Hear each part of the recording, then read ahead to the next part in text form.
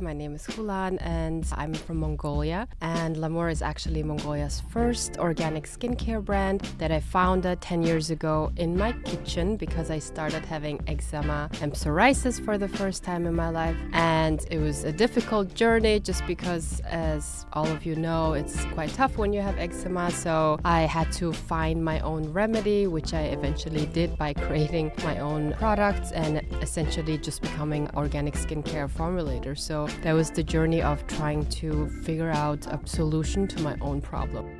Hi everyone, I am here with Khulan Davaadorj, who is the founder, CEO, and chief technologist for the brand Lamour.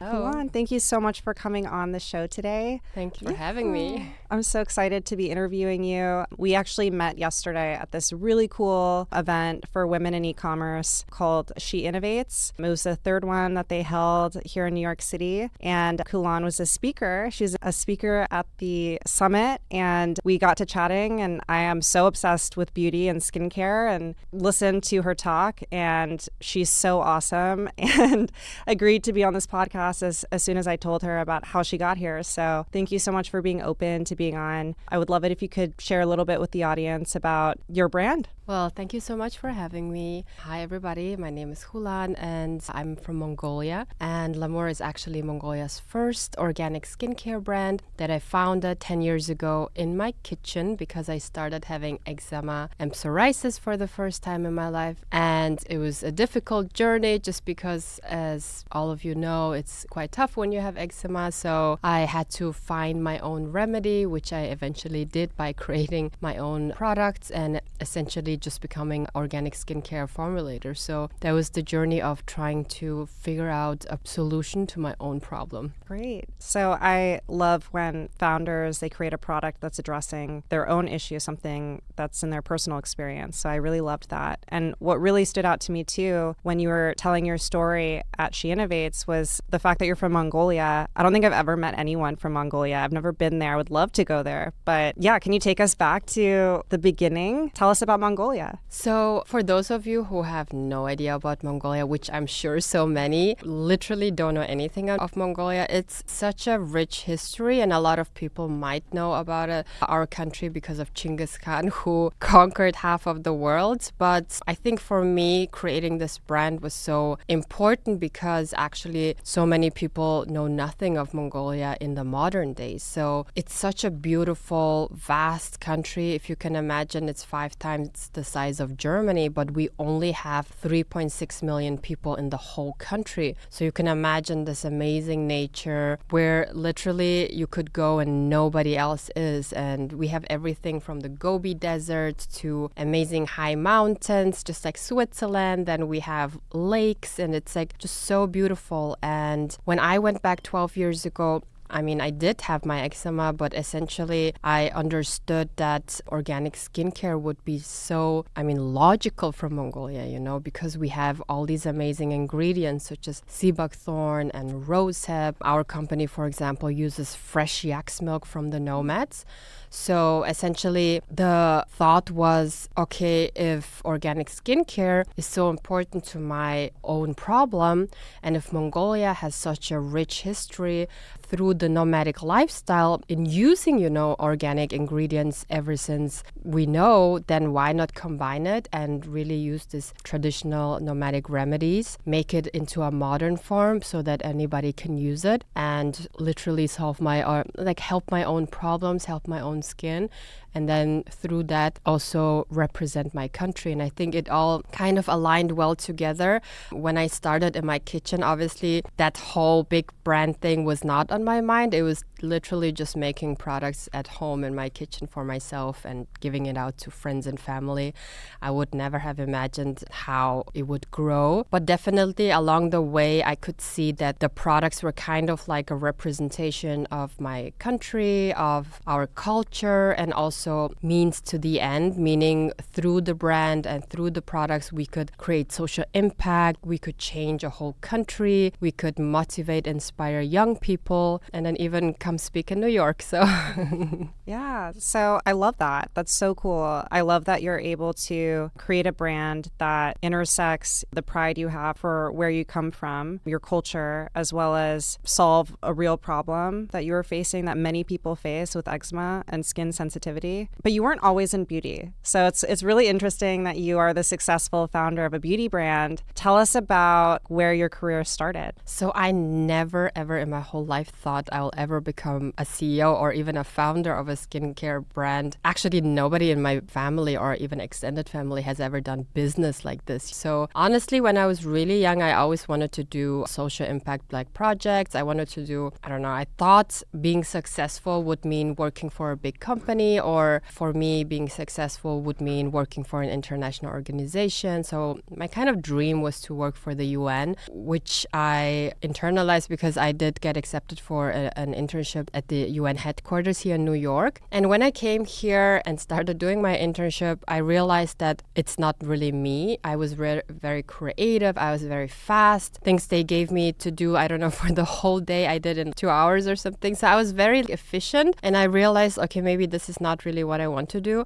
Then when I went to Columbia University, I did my master's degree. I was one of the youngest. I was so fascinated by the students because they amazing, impactful projects. And I think that was the starting point of me thinking. What was your master's in? I'm just curious. Renewable energy management, public policy. Okay. So it all kind of aligned with this whole, like, I want to create something impactful, meaningful, but I just didn't know what it is. So I thought actually renewable energy was quite amazing because it's essentially very similar to organic skincare. It's using what Mother Nature gives us and creating a product that's good for everybody, you know, a sustainable product. So I think that has been like a major turning point in terms of, okay, what do I really want to do? And at Columbia University gave me this whole understanding that, okay, I feel like I'm a happy person if I can create change and positive impact. So I got a request through LinkedIn from my former CEO of Mongolia's first wind farm, and he asked me to come back to Mongolia to work for their company. And he also asked a very profound question, which again changed everything. Because he was like, well, you could stay in the States and just be like a newly graduate and be a small fish in a big pond, but you can also come back. And even though you are a newly graduate, because not many people have graduated in renewable energy management, we actually need you, you know, so you can already make a change, even though and step into a very senior role with a lot of responsibilities as opposed to having to... Exactly. Right. So I literally thought about what he said for 3 days. I packed my suitcase and I went to Mongolia with one suitcase, and it was kind of like going to a foreign country because I grew up in Europe. Good. Oh. I was I grew up in Germany. Oh, cool. And I lived in Switzerland and France, and then did my master's in New York. So I literally only stayed in New York for 2 years. So that's why it was so interesting for me actually to go back to Mongolia. When did you leave Mongolia? How old were you? I was 3. Oh my God. No, so I've lived Yeah. almost all my life in Germany. Yeah. Yeah. So it is like you are Mongolian, but it was a returning, but it was you left when you were 3. So it was like an introduction to your homeland. Yes, it was quite the culture shock. I was new to everything. Everything was new to me. But I loved my job, and it was really meaningful and impactful. So, I mean, I really loved it. And that's when I started having allergy, and then I started having eczema, and it was really annoying me because obviously nobody wants to have eczema. And when you have to go to, let's say, high-level meetings and you have all these issues with your skin, it's really tough on your self-worth, on your confidence. Yeah. You get even more stressed, and it flares up even more, and then your immune system goes down, and it's just kind of this vicious cycle that was very, very hard on me, you know. So especially because I was quite young, and my parents were still in Germany, and I was kind of this foreigner in my own home. It was all, I guess, very challenging for me, but definitely it created this passion towards organic skincare. this like wanting to understand what's happening to my body, wanting to research about natural skincare, wanting to research about all these things. And it just really became kind of like this day and night dream where I couldn't stop thinking about it. And I changed my whole profession and became an organic skincare formulator. So, okay. That's a huge pivot. Yes. And I love a pivot. I feel like it's so brave and cool. And I think Western capitalist society or whatever, I think popular culture, they make it really, the linear progression is like what you see and what is like applauded, I guess. But I think pivots are really brave and cool. And I want to figure out the initial steps of that change, because you were at this company, you moved to Mongolia, you uprooted your whole life to go to Mongolia for this opportunity to get a senior position at this wind farm company. So what did it look like when you first decided, you know what, I want to do something, I want to pursue this in beauty? Obviously, at that time, I wasn't really aware of what's happening, but looking at it now, everything had a reason. So that former CEO, actually, they changed him and they replaced him with a new person. And that new person was kind of treating me exactly how I was not supposed to be treated, which is like, now I'm going to go to the high level meetings and you're just going to sit there and write the memo. No. Or like now you're going to just translate this, you know? And I was like, I did not come all the way. This was not what was offered to me when I decided. Exactly. So I think that was also like a key point where I was like, okay, this is not really what I wanted, and I couldn't do anything because he's my boss. So I think that was also kind of the starting point of, again, asking who I am. What do I want? Is this really something that I want to like keep on doing? Okay, what do I want? And all these things. And then again, while all this was happening, I was having my problems. Mm-hmm. So when I was researching... And maybe stressing you out and making your problems worse. Exactly. It was really becoming like this crazy thing. That's a hard time. I can like imagine. Or I mean, I can't imagine, but like I can imagine stress. Yeah. Like, stressful situation. So I changed, projects and stuff like that, but still there was something that was telling me everything that I kind of was thinking and wanting in my life, this is not it, you know? Mm-hmm. So I literally, while I was doing my research and while I was getting this diploma, I was like, okay, why don't I just start doing things for myself? I didn't even think about creating a company initially. But then when I had the first product in my hand and I was using it and I was actually really happy about it, I think that was kind of this whole spark, you know? It was like, wow, like something that was in my head is now reality and I can use it and I like it and it's really soothing and it's really nourishing and I can use ingredients that are like in Mongolia. And I was like, this is really interesting. So literally I was at home for 8 months. So I quit my job. Wow. I was at home for 8 months. I was trying. Mongolia. In Mongolia. At that time, it was quite funny because I never ever wrote a business plan. So I just Googled like random business plans. I came up with a 15-page business plan, which never happened, you know. So when I was at home, it was all like very lovey-dovey. And when you're just by yourself, it's like very kind of, I would say, utopia-like what you think is going to happen. And then everything I wrote on this business plan never happened when we really started. So still a good exercise, I think. Yeah. Even if it didn't come to be, you were basically like incubating what this idea was. You had this initial spark of like something that got you really excited. And I think that's okay that it didn't. I mean, obviously you're very successful, so it's okay. Like, but well, yeah. But it just shows also how crazy entrepreneurship is because you can never, as an entrepreneur, honestly plan anything because you just don't know. Like with me, when I started, people were not, this is 10 years ago. People even globally didn't really care about organic skincare. I think it's now becoming like a very important thing, but not even, you know, it's still like very mainstream. But 10 years ago, honestly, when I started, people making fun of me just because they're like, why would you even bother doing stuff like this? They're like... I'm so curious when Sephora even had the clean section. I'm going to look this up. Sorry, keep going. Because I'm like, I want to place it in time. Yeah. Because I think you're very pioneering in many areas with your business. So keep going. Sorry, I'm going to look this up. Just want to let you know why I'm on my phone. No, it was crazy because, I'm talking about 2014. So when I started, everybody was kind of making fun of me. And actually, they're quite, I think they thought I have a midlife crisis or something like that. Because because I graduated Columbia. I was in this huge But like project. your whole career thus far was like in social justice work or working for these types of companies. Yeah. Yeah, so it was always big. And then Okay, sorry. Okay. So Sephora introduced its Clean at Sephora initiative on June 1st, 2018. okay, yeah. Yeah, so you're way before Pioneer. Sorry. Sephora, hey. Yeah, so I mean, imagine not even Sephora having that, Yeah. and then me trying to explain to people why it's important. It was such a crazy time of my life just because, I mean, especially in Mongolia, globally now that we know, nobody understood what I was trying to do. And they were so confused. And they're like, what is this? And why would you, after studying at Columbia, working in all these big projects, why would you now just create lip balms and bath bombs and soaps? Because I think for them, entrepreneurship was so new that nobody understood the value that I wanted to create. And this is people in Mongolia? Yeah. Yeah. Yeah. Because I think that's also interesting. Yeah. Kind of think about what it was in that context in Mongolia. Well, at that time, Mongolia was developing rapidly because we had a huge mining boom, and everybody was working for big corporations, mining, banking, and it was like you were successful if you worked for a big company. So that's when I was like, oh no, I just want to do my thing from my kitchen. And it was just so, like, I guess, weird to Blew everybody. everyone's mind. Yeah. But again, I didn't really care, to be honest, just because I created something and it was in my hands. And that was, I think, for me, just the most fascinating thing ever.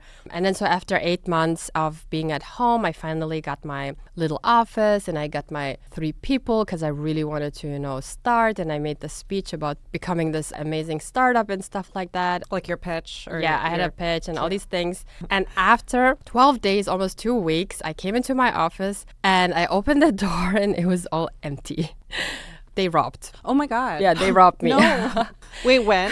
Like you moved into the office and then at what point did you get robbed? So I left on Friday and it was the first weekend I actually took a break. Oh no. Because until then I was working at home. I was in coffee shops and nobody took me serious because I was like, hey, can we meet in this coffee shop? They're like, no, it's like, that's where I was like, okay, I need to have an office. And literally I left on Friday. It was my first weekend off. I came back Monday morning and everything was gone. And okay, these new 3 computers doesn't really matter because there was nothing on it. But then my computer was so valuable because it was from the time I was at Columbia University. I had a full scholarship. I got a nice computer and I had 10,000 pictures on it. And I didn't put them on a drive. Oh no. So no cloud yet. No. And I thought the smart thing to do is putting it on from the camera to the computer. And I thought I'm already being very smart. But yeah, I lost really amazing pictures from a part of my life. So now looking back, I mean, at that time we didn't even have all these nice things. So I was just so stressed out. Obviously, the new 3 people didn't want to work with me anymore because imagine you're an employee at a new startup and after 12 days, everything gets robbed. And it's like such a chaotic thing. So they left and then I was back at 1 and alone. And I went after the thief. I was looking at all the surveillance cameras and for 1 month looked at every single camera. And after a month of looking at the cameras for literally every single second, I found the person. And the person... How dare they? I know. And I told the police and the person was gonna fly. And they got that person from the plane. Wait, how did you know that they were gonna fly? Well, I told the police to go catch them. I was like, what kind of detective work were you doing? Oh no, I didn't find the person. They found the person. Okay. Yeah, so he never gave me back my computer. He was like, I don't know, telling some crazy stories, and then we got back the 3 empty computers. But that was kind of the starting point of Lamour, and that was a huge setback. And I think for 3 months I was super depressed. I was like, I hate everything. You lost all your memories too. Exactly. From being in school. Everything. I had my diploma, everything on it, my essay, I mean. And yeah, I was just super depressed for I think 3 months, and I was like, I hate everything, I hate everybody, I'm just going to leave and work for a company and just get salary and like all these things. But I kind of started and invested a lot of time and energy into it already. So I was like, okay, why not start just one more time again? So I started from zero again by myself. And then, after 1 month, actually launched our first product. And then... What was the first product? It was a bath bomb. Okay, cool. and then lip balm, and then soap, and then we had our first employee, second, third, and I'm very actually proud that these people are still with me. Wow. For 10 years. That means you're a really good boss. Well, Who I can try say that to be. nowadays, like that you work for a company, especially like that they were with you from the beginning. Yes. I think that's very special, and that says a lot about you as a leader, so that's cool. That makes me, very happy because we just had our 10-year anniversary and went on a retreat to China. Cool. And many of people in my Where team. in China? So we went to Manchuria, which is like 2 hours flight from Mongolia. And a lot of people in my team, it was the first time flying for them. So I think that was pretty meaningful. Yeah, and I just really love my team, and they're just amazing people. Now we have a team of 30 people. Whoa, cool. So let's go back to the products, your first product. So I think it's really compelling, and there's a lot to be said about the need to be resilient as a business owner and how that's so crucial to a business's success, because you are going to face ups and downs. That's a very low down that you were in after getting robbed. So you decided you wanted to keep going because all this thought and this excitement you still had for the brand, even though you face a setback. What did you do when you had 3 months of like mourning? You were depressed and it sucks so much. Yeah. I can like put myself in your shoes almost to feel how disheartening that is. How'd you pull yourself out of it? How'd you get productive again? I think the main thing that really kept me going was just this whole, like, I already started thing, I already started and I already put so much energy, like, why not just try one more time? And then at that time, honestly, 10 years ago, I was very different. So looking at Khulan 10 years ago, I used to be very anxious, very kind of scared. I used to have a lot of blaming everybody, just like, I hate this people, I hate this country, I hate that robber, like, but then I was like really, really thinking about it, and I was like, okay, why don't I just be better? And maybe I should have taken more, people were telling me I should have changed the lock. Who knows, But I was like, okay, maybe I should have done that. So I think it was a big mindset shift for me to stop blaming others and just to tell myself, okay, well, maybe I should just be smarter and maybe I should just be a bit more chill. And maybe, all these things I was just telling myself, okay, maybe I should just like try again. And I think after that, we had the crazy things. I sometimes feel like my life is like a movie. But nowadays, my team always goes, the most horrible thing happening, and then you always just say, it's okay, we learned from it. So I think for me, it was very important to start thinking about challenges like this and difficulties like this as more of lessons that I have to learn and overcome. And I created this game in my mind where maybe I need to go through this difficulty to reach the next level and then the next level, And then I think the more you change your mindset regarding that, thinking that every difficulty is more like a blessing and it's something that you're supposed to overcome, it kind of makes it easier, to be honest. I like this idea of thinking about it as a game, or like what I was picturing in my mind as you were saying it was like a video game. Yes, like a Mario game. Yeah, it's like you face this boss and you're like, oh my God. If you know that when you come out the other side is something better, the next level, I really like that. Because it's not just facing something that sucks so much. This sucks, but if I can get through this, what's on the other side is better. I'm stronger, better. I'm going to end up at the next level, which is cooler. Yeah. I really like that. And one of the things that I started telling myself is if there's a solution to a problem, why worry about it? Just find the solution. And if there's no solution to a problem, why worry about it either? Just let it go. Something I've been thinking a lot about lately is you can't control what life presents you with. There's things outside of your control, but what you can control is your mindset and how you react to things, your own reactions. Yes. And I really like that because then I think that probably has the effect of reducing some of that anxiety. If you can let go of this fact that you can control anything and then just focus on the fact, whatever comes to me, there's a solution to it and I just have to find it. Yes. Whatever comes. Yes, So I really like that. That's cool. That's a really hard situation to be in. So you decided you were going to pick yourself up and then keep going. The bath bombs. Yes. I want to talk about, because I really am into beauty products. So describe it. Do you still have this available? Yeah, in Mongolia, yes. Every year we want to get rid of the bath bombs, but just because it was our first product, we're just like, we're going to keep it. Yeah, it was something really, really new to Mongolia. And people were like, what is this? And they had no idea what to almost do with it. So we had crazy stories from customers. Like one customer called us and went all crazy. She was like screaming at me because at that time I used to be everything. Customer support. Yeah, I was like everybody all at once. So we didn't have many people. We only had 4 people or something. And then I used to be in charge of the social media page. And then one day I just get a crazy call from somebody who was so mad. She was like, your brand sucks and my skin is all red, And I was like, why? What did you do? And then she was like, I took your product and I was rubbing my skin and it made me so red. I was like, you're supposed to put it in the bath. And she was like, because she didn't even read it. She was just like, it's a new thing. I'm just going to buy it. And then because it was so new to a whole country, they didn't even like almost understand what's the point of it. So things like that were How did you go to market? So you had the product, like, I'm so curious. Were you selling online only at first? Or No, so we didn't even have a website. We were on social media, but at that time there was no such thing as Facebook Shop and stuff like that. So I literally just took the products. We had 3 products and I went to a retail store, kind of like a supermarket, and I just asked him if I can sell it. And then, but I did tell the lady, okay, I know you don't understand what I'm trying to say because I'm a nobody, but I really want to have my own stand. So inside a supermarket, I created my own little brand stand. Mm-hmm. And then I was literally just like kind of hiding away and seeing the reactions of people. And a lot of people, just because the name is Lamour, they didn't even understand that it's a Mongolian product. Mm-hmm. They thought it's like some fancy French product. Mm-hmm. So yeah, it was really, a lot of interesting things happened. And just because we were Mongolia's very first organic skincare brand, we were right away in February 2015, we were featured on Bloomberg.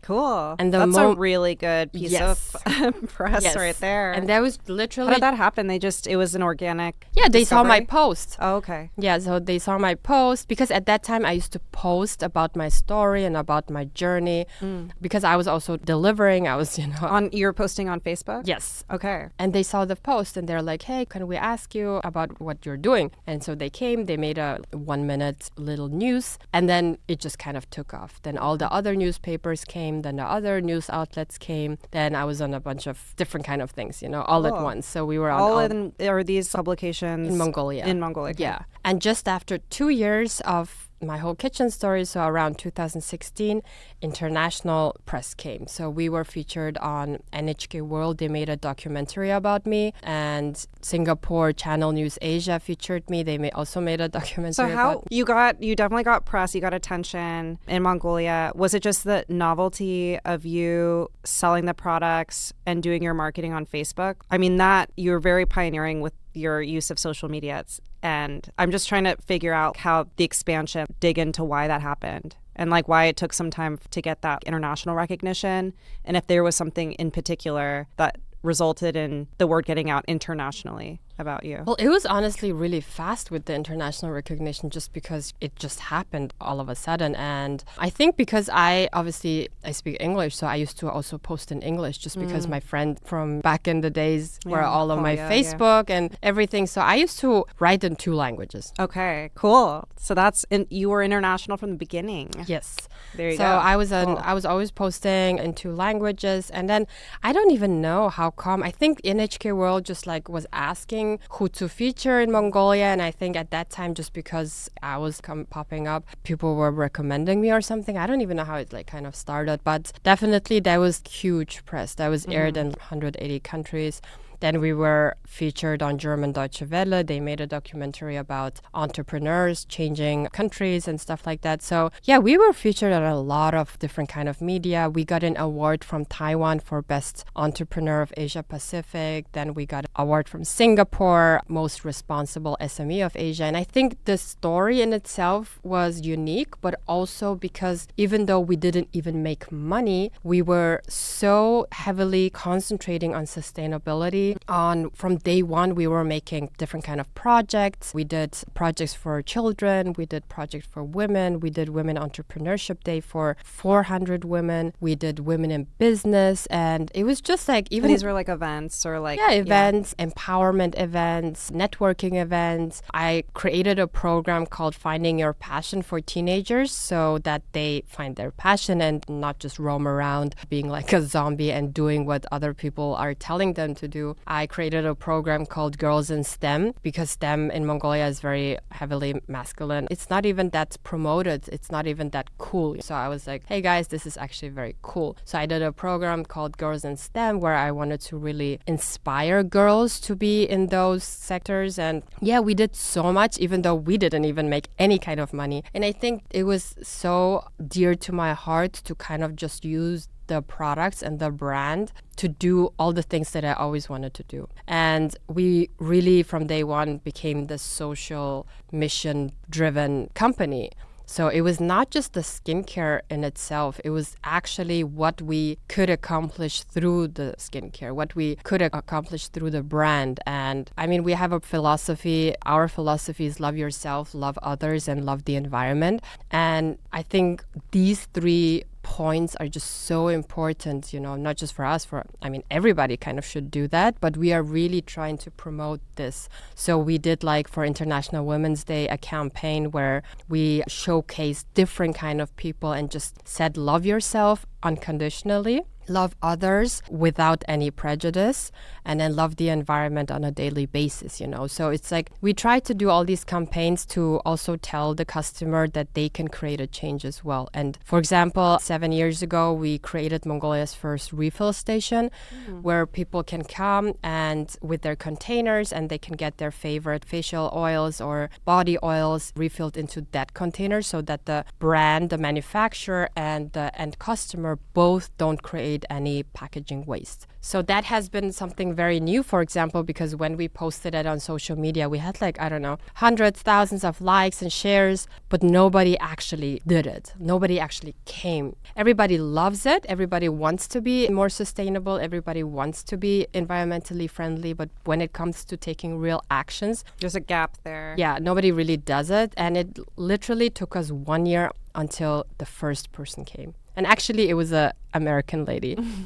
And I really loved it. And now I think by now they're kind of used to it. But then at that time, every time I came up with all these things, they're like, it's not going to work. And we don't think it's going to work. And then, for example, when we had this refill station, nobody was coming. They're like, I don't think it's going to work. They're like, why do we even have this? And then I was telling them that they should all really get used to the fact that we are trying to create change. And change is not easy and it doesn't come overnight. But you have to be very, very persistent about it and just stick to it. And literally just changing one person's life is already enough. So this is kind of what I try to tell my team all the time. So I am really curious, like you weren't initially selling on your own website. You literally brought product to retail locations within Mongolia. Yes. You're getting all this press and attention nationally and then internationally based on you're very savvy. And to be honest, really what you were doing at the time, you're just like ahead of your time in a lot of areas, not just in Mongolia. I think the refill station is something that like at that time too is pretty innovative. When did you start getting customers, like people buying more, and how did that happen? Well, we launched in a bunch of retail like spaces in Mongolia just because we didn't have money to have our own store. And then after 2 years, this Shangri-La Mall was being built in Mongolia, and it was the first ever international mall coming to town, and everybody was so excited about it. I was like, we need to be there.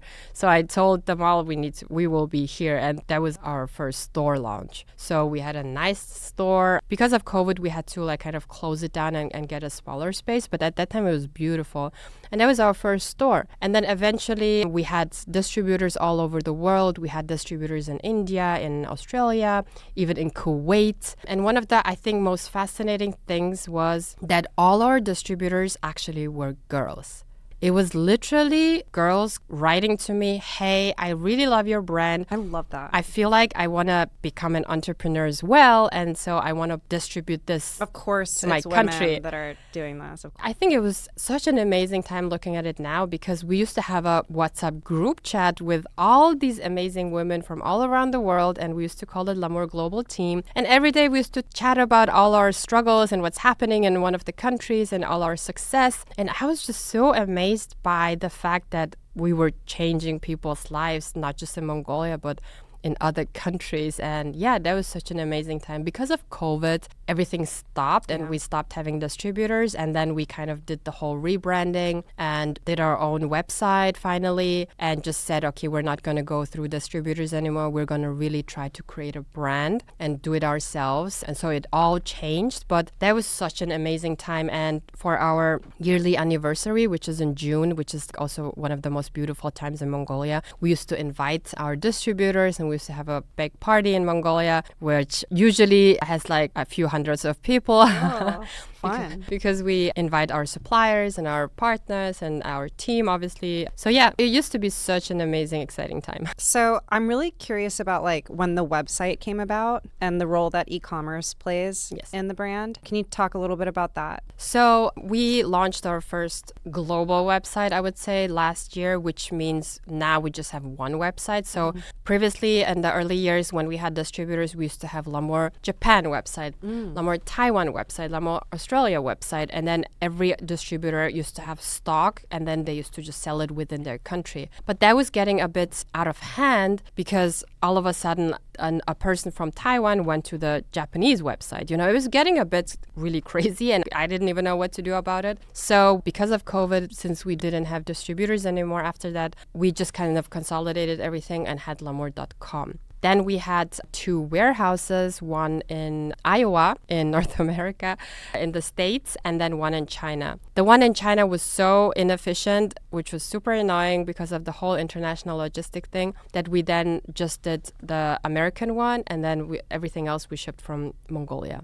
Now, again, we changed everything, and now we have a warehouse in LA, which usually can ship to anywhere in the world. So ever since starting our own website, I have kind of detached myself from the Mongolian operation, so I don't really get involved anymore. My team handles it without me. I just literally have a conference call with them now and then. And it was back to me, myself, and I. And I think e-commerce has been really amazing just because we don't use it in Mongolia. So it's a totally different mind shift. So in Mongolia, we have 4 flagship stores now, and we sell through that. So we have our production. People come to our production. Tourists come to our production. So we don't really do e-commerce in that sense, just because people love going to our stores. But I mean, in the world out of Mongolia, nobody knows us. So e-commerce has been so helpful in terms of reaching people. Yeah. It has been so important to us because it gives us the ability to sell to anybody in the world. And yeah, I took e-commerce classes. I'm now concentrating on really creating a nice website, and I'm super grateful for any help. But I think we're definitely getting there. Now we're doing the social media. And again, just like social media has helped me in Mongolia, it's helping me here just because, you know, as an entrepreneur, you don't really have a huge marketing budget. So,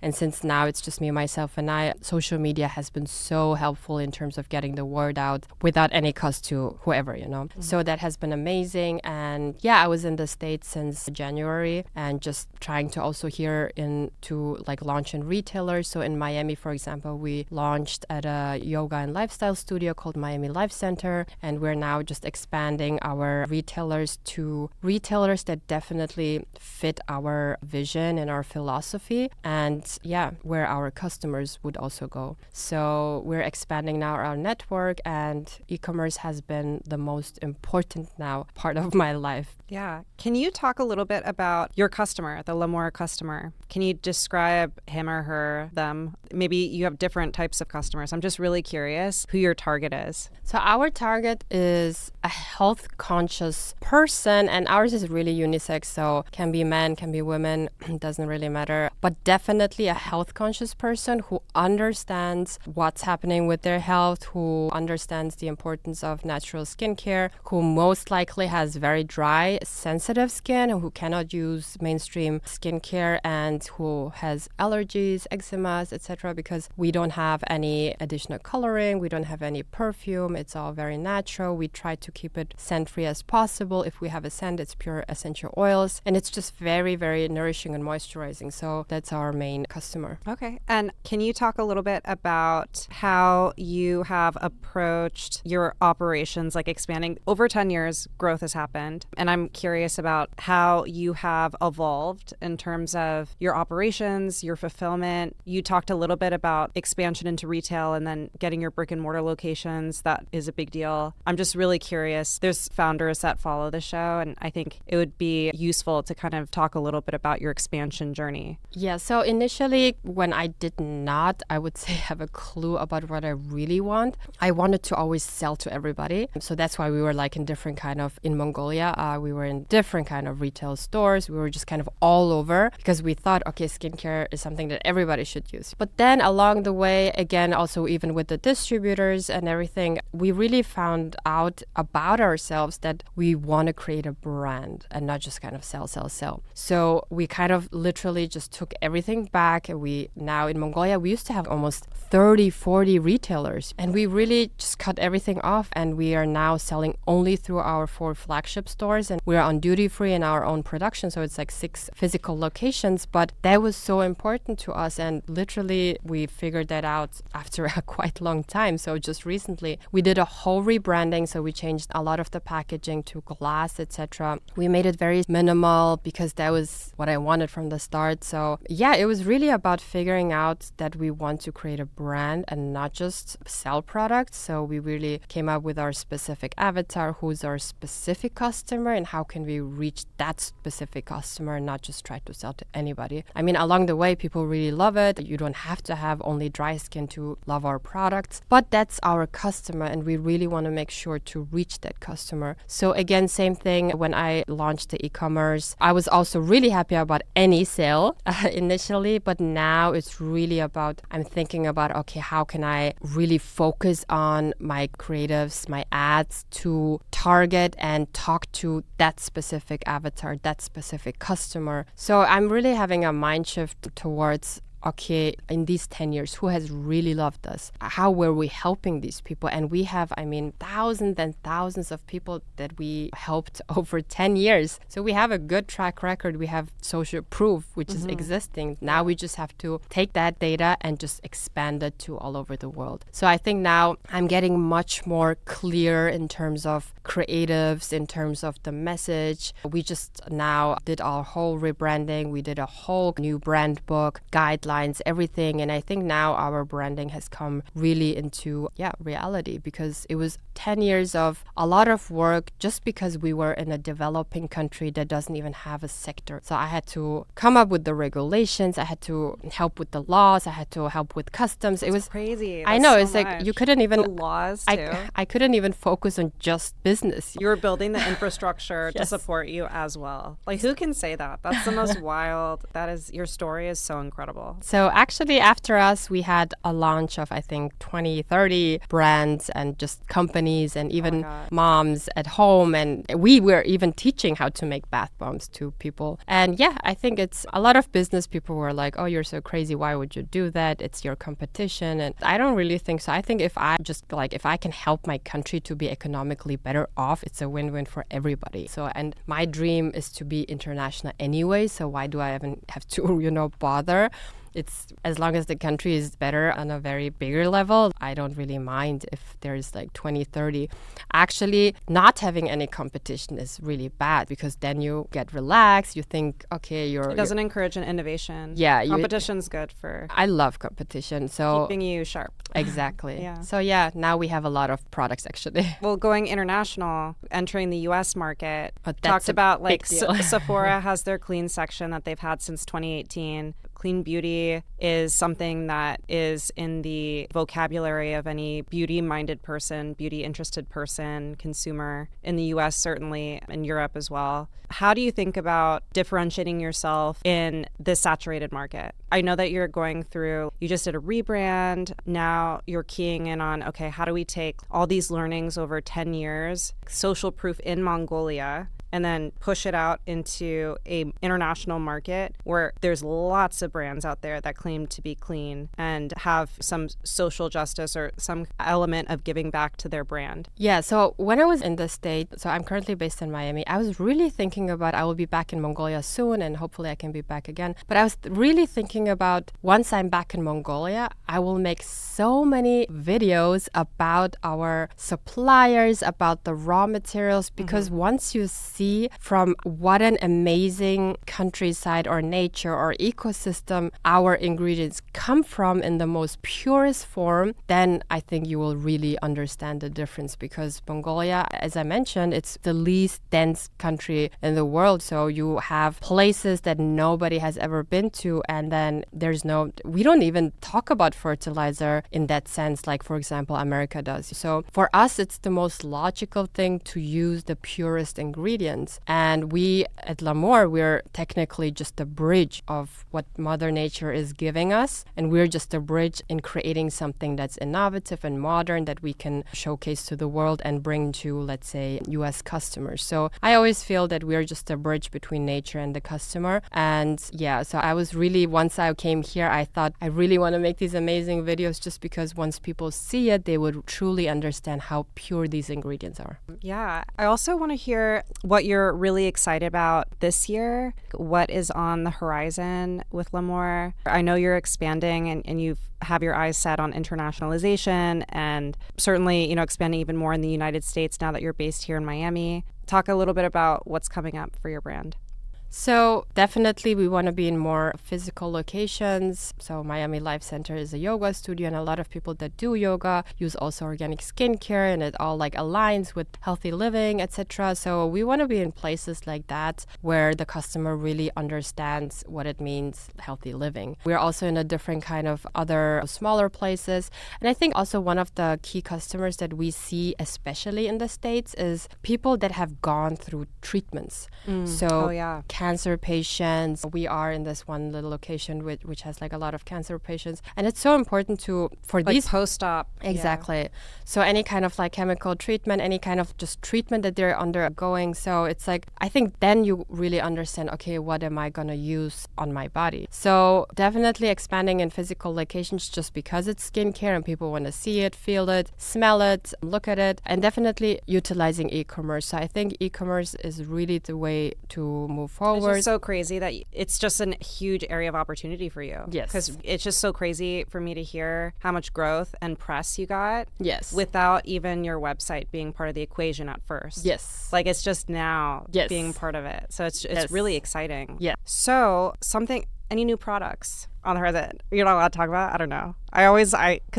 She brought some of her products. I've tried some of them. They're so nice. I tried the chapstick, and I'm just wondering if you're developing a perfume or anything like that, or any new things. So we are. Okay. So we have everything from foot care, body care, face care, hair care, baby care.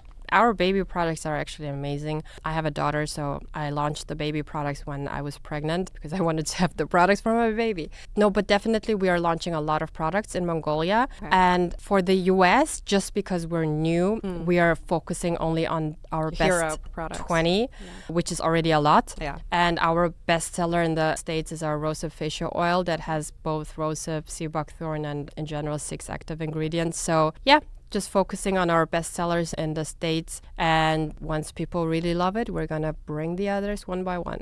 So I have some of these products here. You had these at the She Innovates Summit. So I thought that was really nice of you to bring for the girls. But yeah, can you talk about what Lamour means and why you chose that? Yeah. So Lamour, if you can see, there's random H inside the word. So LHAMO is the name of my niece. I have one brother. He has one daughter. She's now turning 18. And 10 years ago, I did not have my daughter. So I really wanted to, again, because of this whole social impact aspect, I wanted to really show that through this brand, we are creating something that's positive for the next generation. And she is my next generation. So definitely, I wanted to include her name, and then Amour for love. And our philosophy is love yourself, love others, and love the environment. So by combining my niece's name and love, I thought it's going to be a nice, unique name. Awesome. And I always ask this question to everyone that is on the show, but what would be a piece of advice that you would give to your younger self or just any younger women, girls that are watching today, maybe who aspire to create their own businesses, their own beauty brands? Yeah, I think I also kind of want to just talk about an example yesterday during She Innovates. So when I was a speaker, I was very excited to be a speaker, but when I saw that panel before me with women that I thought are much more successful, they were making, I don't know, 30, 40 millions and talking about amazing things, I got really anxious and I was kind of terrified.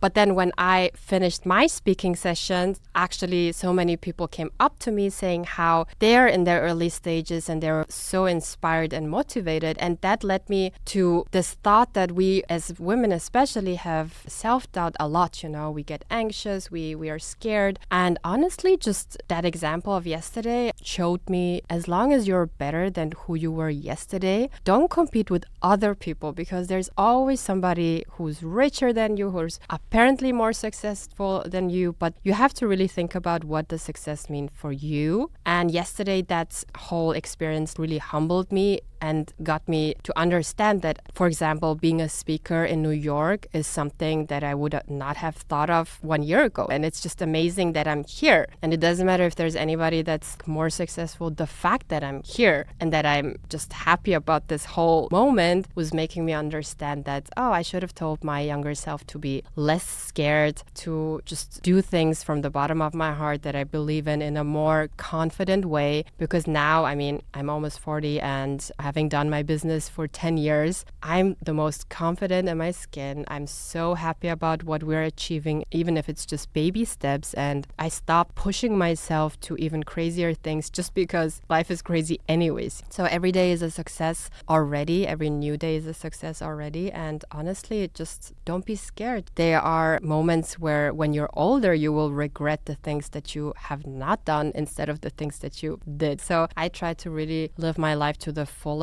and just think about that I'm alive. Just being alive in itself is such a precious thing. And also, again, with the self-love, just thinking about who you are and not comparing yourself with others and really thinking about what's your passion, what's your dream, what's your belief, what are you scared of, like who are you? And I think the moment you kind of understand that and you get to learn about yourself, the more confident you become and the more peaceful you also become. So yeah, I just wish that a lot of women, they get out there, they are more confident, they just do their thing, don't care about anybody else, and just live life to the fullest. Great. Well, thank you so much for coming on. This was such a fun and amazing experience for me getting to interview you. I think that your story is so inspiring. You're such a pioneer, not just in Mongolia, but just thinking about creating this clean brand that is also giving back to your country in a big way. You created an industry literally in your country. So I think that is so cool. And I really appreciate you taking the time. Thank you so much. Yeah. Thank you so much for tuning in, everyone. Thank you so much. Bye.